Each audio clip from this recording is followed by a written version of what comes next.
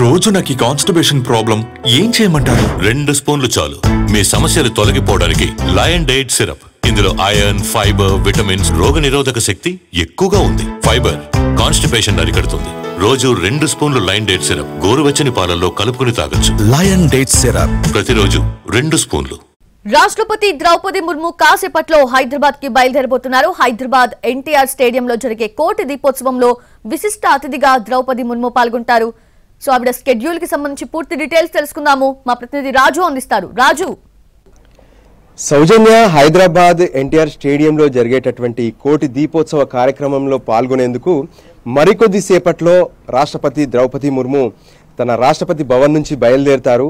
So గతంలో ఎన్నోసార్లు చూసాము, అంటే 14 ఏళ్లుగా కోటి దీపోత్సవ కార్యక్రమం అనేది కనుల పండుగ జరుగుతుంది. భక్తులందరూ లక్షలాదిగా కోటి దీపోత్సవ కార్యక్రమంలో పాల్గొంటూ ఈ కార్తీక మాసాన శివుణ్ణి పూజిస్తూ ఉన్నారు. అయితే ఈ కార్యక్రమానికి గత సంవత్సరం స్వయంగా ప్రధాని నరేంద్ర మోడీ హాజరై అక్కడ జరుగుతున్నటువంటి కోటి దీపోత్సవ వేడుకను చూసి ప్రసంగించారు కూడా.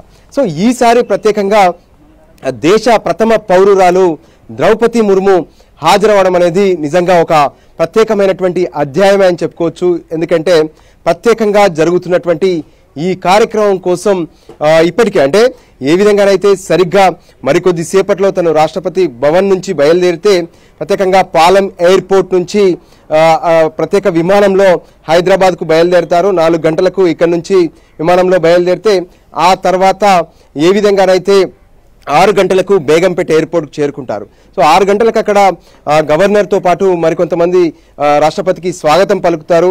అనంతరం రాజ్భవన్కు వెళ్తారు. రాజ్భవన్లో కాసేపు విశ్రాంతి తీసుకున్న తర్వాత రాష్ట్రపతి స్వయంగా ఏదైతే అక్కడ ఉన్నటువంటి కోటి దీపోత్సవ కార్యక్రమానికి రాజ్భవన్ నుంచి బయలుదేరుతారు.